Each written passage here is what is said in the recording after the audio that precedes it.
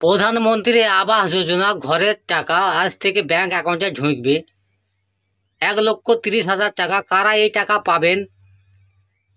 তালিকা দেখুন, এই তালিকা আপনার নাম আছে কিনা। আপনার নাম থাকলে আপনিও পেয়ে যাবেন 1,30,000 টাকা।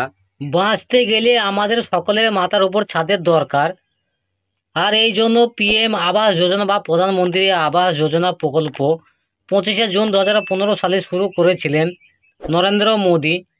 আমাদের দেশে এখনো পর্যন্ত এমন অনেক হতদরিদ্র ব্যক্তি আছেন যাদের নিজেদের জন্য ঘর তৈরি করার সামর্থ্য নেই। সেই সকল মানুষেরা এই প্রধানমন্ত্রী আবাস যোজনা প্রকল্পের মাধ্যমে নিজেদের জন্য পাকা বাড়ি, বাসস্থানের স্বপ্ন পূরণ করতে পারবেন। এখনো পর্যন্ত দেশের কয়েক কোটি মানুষ প্রধানমন্ত্রী আবাস যোজনার টাকা পেয়ে নিজেদের স্থায়ী বসবাস তৈরি করেছেন। আবারও 70 কোটি দেশবাসীকে এর সুবিধা দেওয়ার প্রতিশ্রুতি দিয়েছে কেন্দ্র। আরও বেশি টাকা দেওয়া হবে এবারে। ভোটের আগেই কেন্দ্র জানিয়েছিল যে অনেকের আবাস যোজনার টাকা দিয়ে দেওয়া হয়েছে, বাকিদেরও খুব শীঘ্রই দেওয়া শুরু হবে।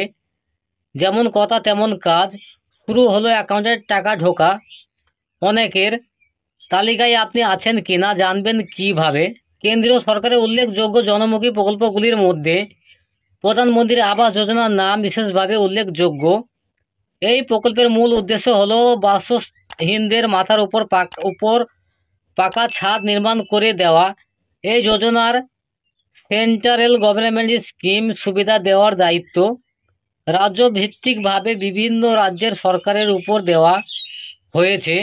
তাদের তরফে আবেদনকারীদের যোগ্যতা বিচার করে প্রকল্পের টাকা দেওয়া হয় অ্যাকাউন্টে। এই প্রকল্পের মাধ্যমে যোগ্য দাবিদারদের মোট 1,30,000 টাকা দেওয়া হয়, যার মধ্যে 60,000 টাকা প্রথম কিস্তিতে দেওয়া হয়। তারপর বাড়ি তৈরির কাজ আর কতটা বাকি সেই দেখে আরও 50,000 টাকা দেওয়া হয়, এবং সর্বশেষ কিস্তির মাধ্যমে বাড়ি তৈরির কাজ উঠিয়ে দেখে বাকি 10,000 টাকা দেওয়া হয়।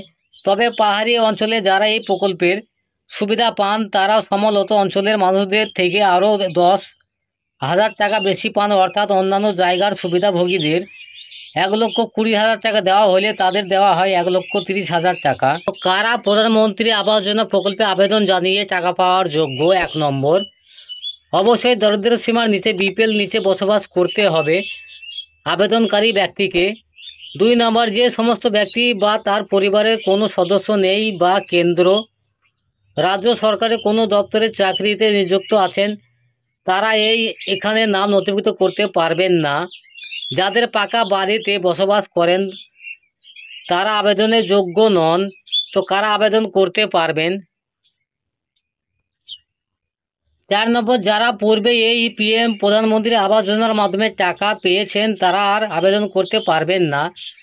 5 নম্বর, আবেদনকারীর কোনো নিজস্ব গাড়ি বা বাইক থাকা চলবে না। 6 নম্বর, যে জায়গায় বাড়ি বানানোর জন্য আবেদন করবেন সেই জায়গাটি উপভোক্তার নিজের নামে থাকতে হবে। প্রধানমন্ত্রী আবাস যোজনা প্রকল্পে 2টি ভাবে আবেদন জানিয়ে টাকা পেতে পারেন। 1 নম্বর অফলাইন, 2 নম্বর অনলাইন। তো প্রধানমন্ত্রী আবাস যোজনা অফলাইন আবেদন করার প্রসেস: 1 নম্বর হলো, আবাস যোজনার সুবিধা লাভ করতে হলে আপনাকে সর্বপ্রথম নিজের এলাকার পঞ্চায়েত বা পৌরসভার অফিসে অথবা ব্লক অফিসে গিয়ে যোগাযোগ করতে হবে। তারপর সেখানে আবাস যোজনার কথা বললে তারা আপনাকে একটি আবেদনের ফর্ম দেবে। ফর্মটি সঠিকভাবে ফিল আপ করে নিন।